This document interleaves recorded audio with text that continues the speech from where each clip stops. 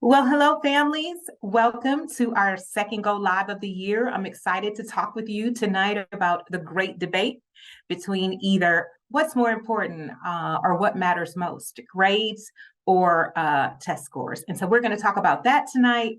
We're going to talk about iReady diagnostic reports that'll be coming to you from your email, how to read them. And I'm going to talk to you about stretch growth versus typical growth. And I know if all those words sound like, what is that? I'm going to explain it to you. Don't worry about it. All right.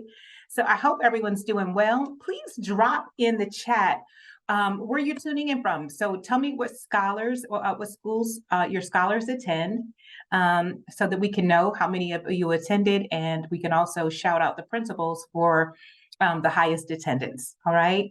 So again, welcome. For those of you who do not know me, I am Teresa Brown Sales, and I am the Director of Family Partnerships for Breakthrough Schools.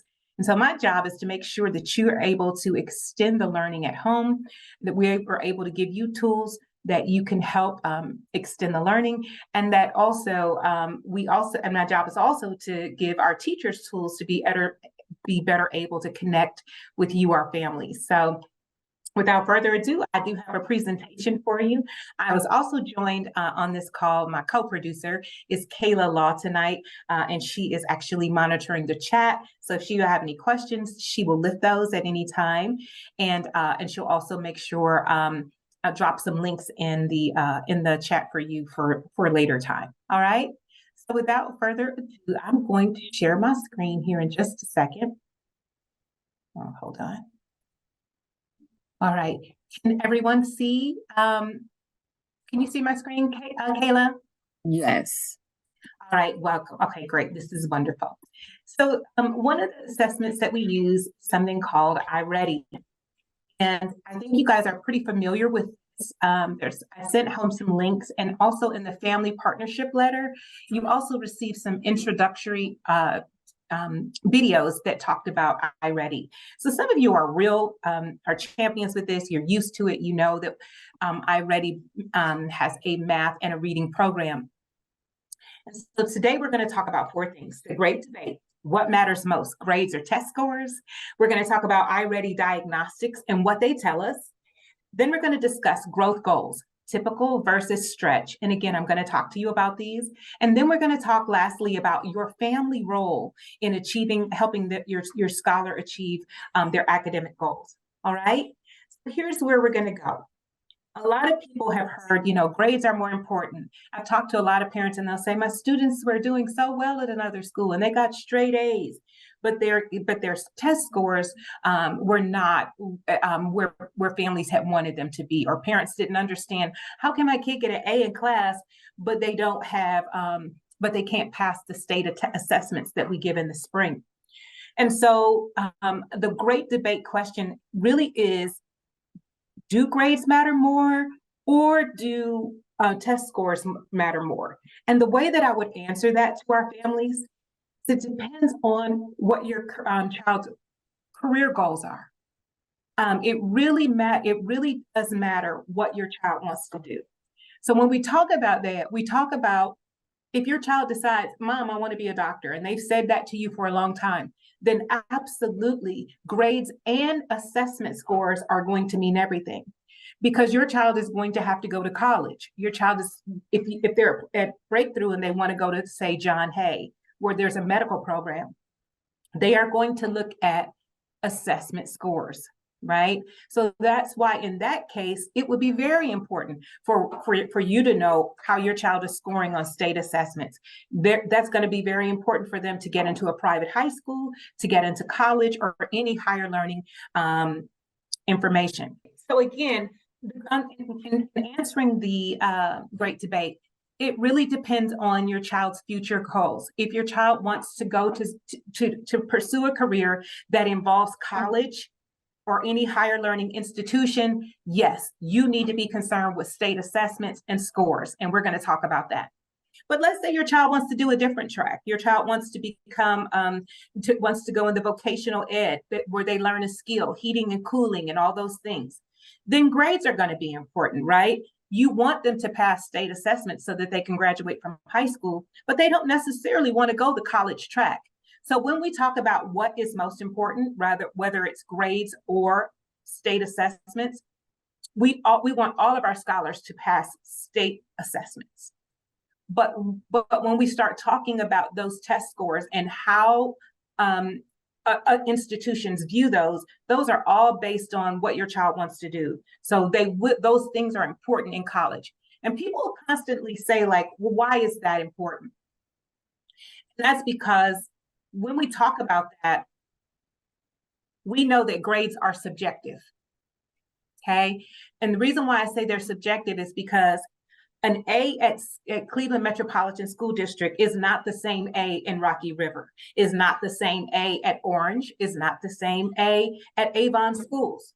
So the standardized tests are a way to generalize and to create one standard of measurement for our students to perform at. We could argue that some of the tests have bias, and that's a different conversation. But that standard measurement is what all schools look at to say, how is that child scoring in the state of Ohio? How are they scoring across the United States? And your child will receive like a national percentile rank. So all of those things become important when you talk about your child's future. So if your child has already said, Mom, I want to be a doctor, yes, you need to get them over their test anxiety. Yes, they're going to be taking tests. That is their reality. If they're going vocational ed, they will need certifications and licensures. They will still have to take tests. So we want to make sure that our scholars are prepared to take those tests no matter which track they have, because at Breakthrough Schools, we want our kids to live choice-filled lives, whatever those decisions are. So now I want to take a time and turn to iReady. iReady is the online math and reading intervention program that we have for all of our students. I'm going to play this really quick video, and please give me a thumbs up if you can hear it.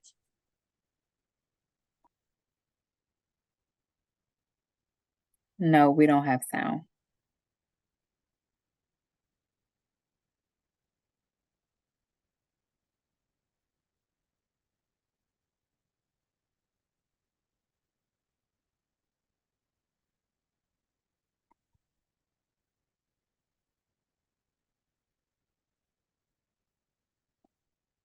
Nope, no sound. No sound? Mm-mm. Yeah, there's no sound. Oops. Okay, I'm going to drop this link. Don't worry about it. I'm going to drop this link in the chat. You can click on it and watch it. It's really a brief 2-minute video, and you'll be able to see it. I think I'll be able to explain it enough. We are really having some trouble tonight. There are some people that cannot get in. There are some people that are still messaging me saying they can't get in the Zoom. And we enabled the waiting rooms. They should be able to come right on. Maybe try and Miss Martinez got in, so I'm not sure what's going on, but there are I have 6 people trying to get in. Maybe they can refresh it, like maybe resend it out. Okay. I had to get out and then get off the whole entire Zoom, like close all the apps down in my phone and then get back on. Wow. Okay.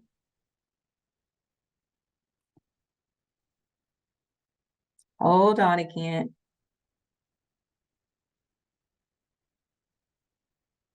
I don't understand. I hate this. I don't know what's going on tonight.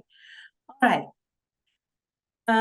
So basically, iReady is a diagnostic. Many of you all are already taking your children to the doctor. You already know what a diagnostic is. Well, that's exactly what iReady does. So it actually tests the students. It says, it comes in and it actually assesses where your child currently is, and then it gives a diagnosis. So much like when your child goes to the doctor, they get tested, they get a diagnosis, and then they get a prescription. And either that's to establish a healthy habit or some medicine. iReady is the very same way. It's adaptive and prescriptive. So when your child takes the iReady diagnostic test, if they respond correctly, it gives them a higher and higher and higher level until they can't answer it. And that way it's trying to find out what your child knows and what areas do they need to grow in. And so then it prescribes a pathway for your own child's personal learning so that they can learn through the areas of weakness. All schools are going to send out your reports if you haven't already received them. They'll be in your email. And in math, there'll be 5 domains that they will tell you where your child is. And in reading, there's 5 domains that they will tell you. And so how would that work with children with like special needs? Like, do they still get the same state testing? Do they get extra help? Because my daughter's actually in a specialized classroom in what is this street? By 93rd Union? Yeah, so depending on what your child's IEP says, it will tell you what kind of test she takes. So we test everyone. Hold on, apologize. That one. Kayla, Yes. I'm just going to go ahead and then I'll follow back up with these families and let them know that it's going to be on Facebook tomorrow. Okay. So that I'll have Ashley do the edits because I'm so sorry and our time is going. All right. So so Ms. Martinez, it would depend on what her IEP says. There are certain tests that we test, but her testing in her IEP, it would tell you the accommodations that she gets, whether she gets a longer time, what part of the test she's responsible for. So yeah, that would be a great question for you to pose to her teacher so that you know what she'll be tested on. Okay, I do have an IEP for her on Monday. So I think that would definitely be one of my questions. Oh, absolutely. So they should tell you. They will tell you. Absolutely. Yeah, they will. Okay, thank you. Perfect. Thank you. All right. And so again, as you can see, personalized instruction for iReady, which is why we use it.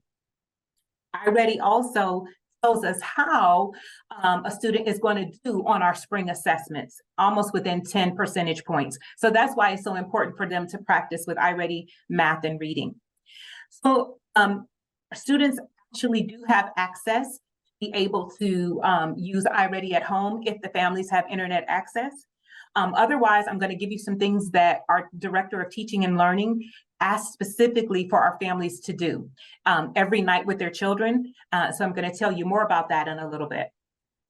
So one of the things that you should be asking right now is, well, what happens if my child is below grade level? What if you're saying like, hey, I haven't gotten the report yet, but when I read to my child, they're struggling. I know that they have difficulty reading, or I know that my child is a strong reader, but they struggle with math.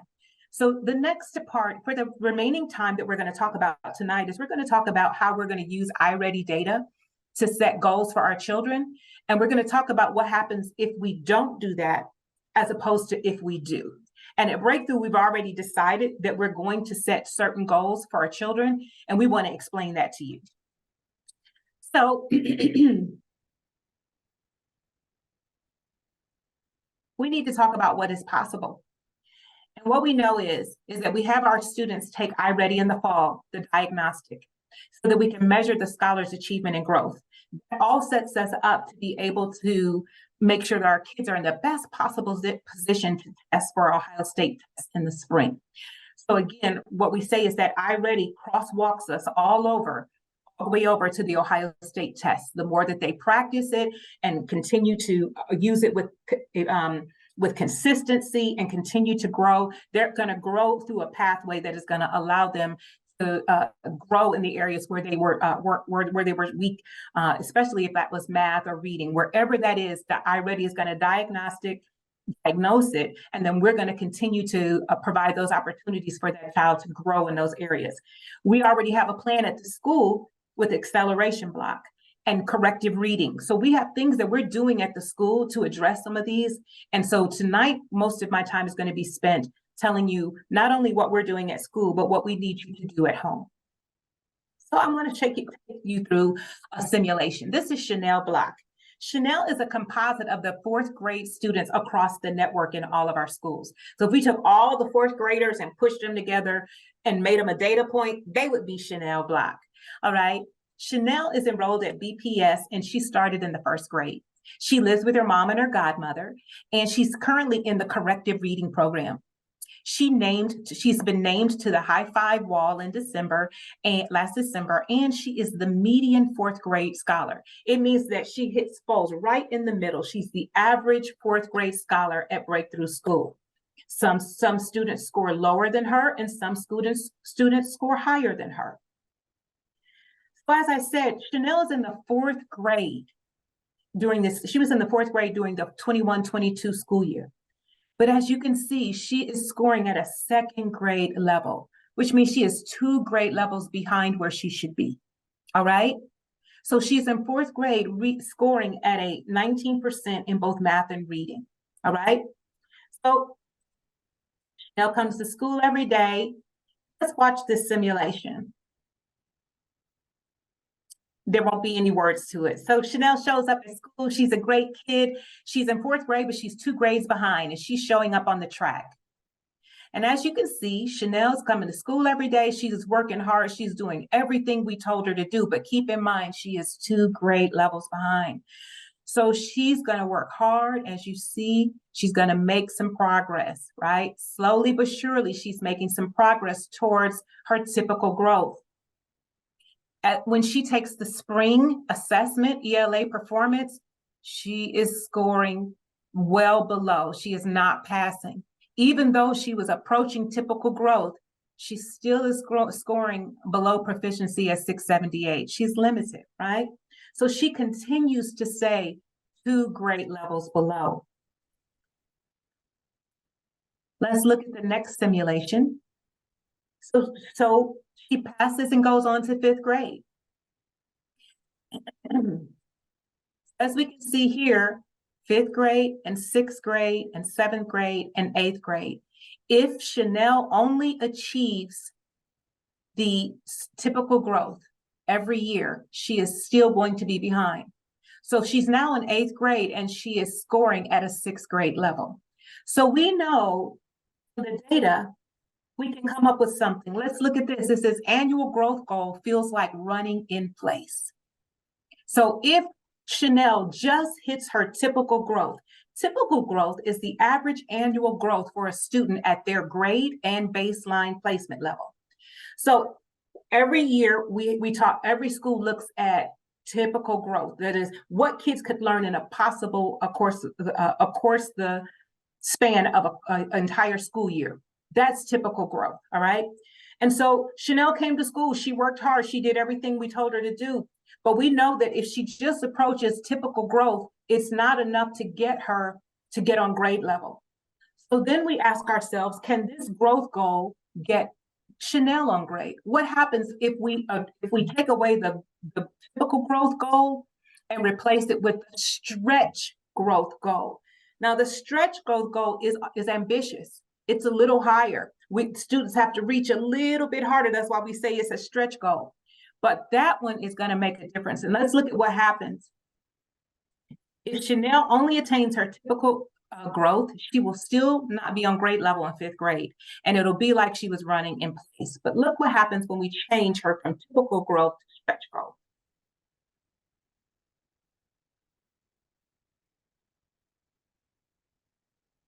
So let's say she comes in kindergarten, and we've always made her goal be stretch growth.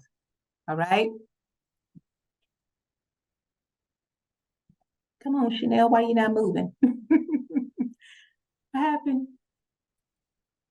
I don't want to pause. I want it to play. Oh. I don't think she's ready to there grow. she goes. Oh, there she goes. There she is.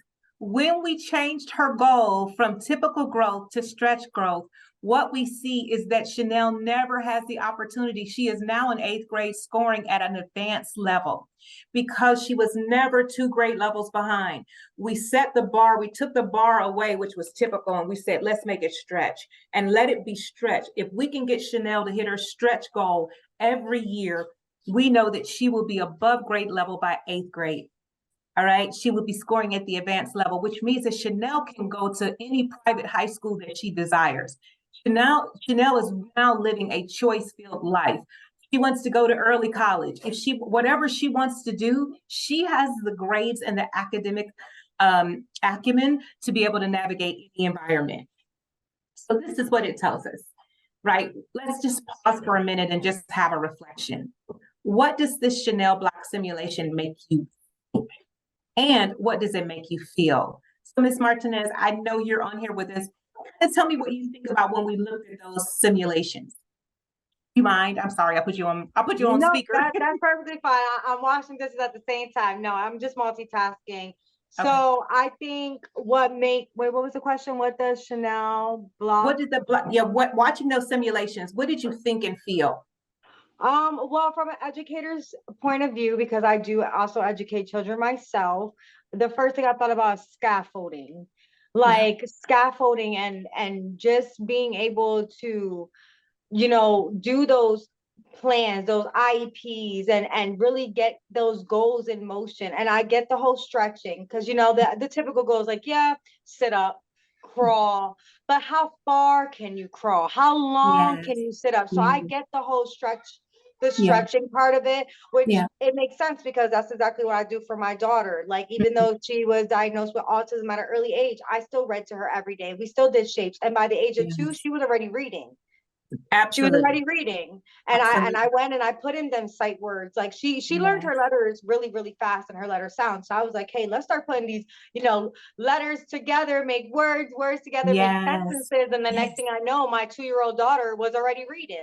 She didn't understand what she was reading, but I did that stretch portion. I didn't just sit there and like, oh, you're 2, so let's just do this. No, I see that she had an interest in something, and I stretched it. And even now, like, she goes in the library, she reads books. I make sure I get books in different languages, because I see that now she likes languages. She watched YouTube videos in different languages. At first I kind of like stopped her, but then I let her, after watching, I go on my own time and YouTube like ABA and play therapy and stuff. So that's just an extra thing that I do. What, Ms. Martinez, and I don't mean to interrupt you. You just answered our question, right? Like, you said we do the stretch goal, and what you did is you just effectively told us what parents can help us do. The school absolutely has these interventions in place, and we need to make sure that we give Chanel the supports that she needs. It would be a disservice for us to say, Chanel, hit that goal, but I'm not going to give you any tool to help you get there. If I already know you can't get there right now, then I need to be able to put all the supports, the corrective reading supports, the tools, whatever you need at the school level. And then when you get home, mom and dad, Gigi, grandma are going to help support that same situation, so that you're getting double support wrapped around you. Yeah. So thank you for sharing that. You're welcome. One of the things that we want to know, what we want you all to understand at the end of the day, is meeting typical growth is not enough. The only way our scholars can close the gap is by consistently meeting stretch growth year after year. That is our goal. It's our commitment for us to fulfill our promise, and to deliver our promise, continuously provide high quality education to our scholars. And so our core idea is that if we can have our scholars graduate in kindergarten on grade level, they will soar. So, there's several initiatives. There's a kindergarten initiative. We didn't think about our babies who are already in middle school. We have interventions in place to get them. And so we have decided, again, to move the bar from typical to stretch growth, so that our scholars don't consistently fall behind every year. And so with that said, our ask today, when I met with the Director of Teaching and Learning, and if you wouldn't mind taking a picture of this slide, this is our ask for our families. The most important work your scholar can do at home to reach the stretch growth are the things that we've laid out before you on this slide. In grade K, we ask you to read aloud to your scholar every night. Our suggestion is 20 minutes, but they need to hear you read out loud. They are developing fluency. They are learning words. They are hearing words. So it's incredibly important that you read to your child in kindergarten every night. Every night. It just could be a part of your practice. If you can't do it, someone else maybe can in your family. But we need to get reading. Many times when students start to read, families stop reading to them. But we know that even through 4th grade, students still need to hear parents reading. So for grades 1 to 2, we want to have your scholars read independently 10 minutes each night.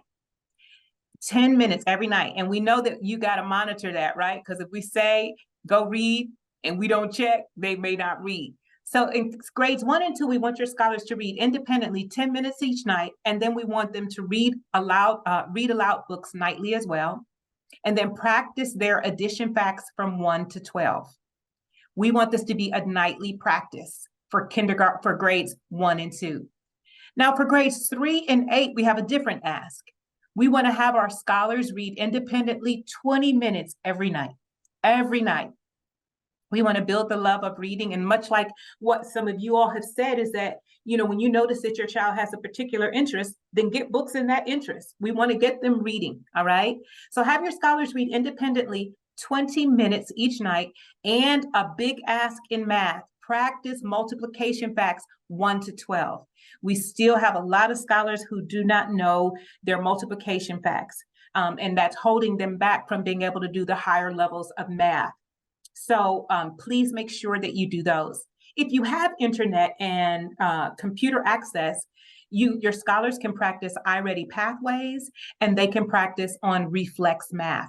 So there's 2 online programs that they can use, and you can get that information from their math teachers. If you have internet access at home, they would be happy to grant you that. That means that the scholar can use it in the daytime at school, and on weekends, over breaks, on days off, we have some holiday breaks coming up. And so these are just great ways that they can keep their minds active and sharp, and continue to reinforce these skills. So being that my child is in a specialized classroom, will I still have access to these? Because she does do online, like PBS Kids.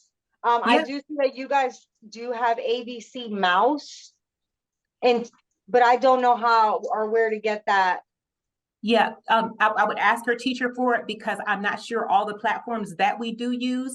But if you ask the teacher for it, if you have computer access, many times they will love to give you the access to so that they can begin to use those things at home.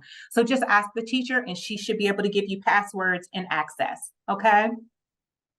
So our last question tonight before we end, it is now 7:01, is our parent reflection. And it is, what are you committing to in your role, in your family, to make this happen? We understand that families, it's hard to be a parent, but part of our jobs are to help prepare our children for their future decisions and their future choices. And sometimes it does require sacrifice. So, our ask is for you to look at your schedule and see what you could make happen. How can you ensure that your child is reading every night? Because I think if we do this in the spring, when we see our students making the real gains and areas where they used to struggle, when we see them becoming proficient and getting stronger and better and faster, I think we all win when that happens. That's exactly what we want. We want them to be able to grow up and live choice-filled lives, pursue the career, entrepreneur, whatever it is that they want to do, that they have the skills and the confidence to be able to go after it and do those. So it's been a pleasure to talk to you all tonight. I'm going to let you go. I try to keep these go lives as short and as sweet. Feel free to go back and watch it. It should be listed on our BPS Facebook post tomorrow. And so I will share that out for all the parents who had difficulty getting in. I'm not sure what happened tonight, but have a great night and a great weekend. And we'll be back here next month, same time, same sandbox. All right. Me too. Thank you. Thank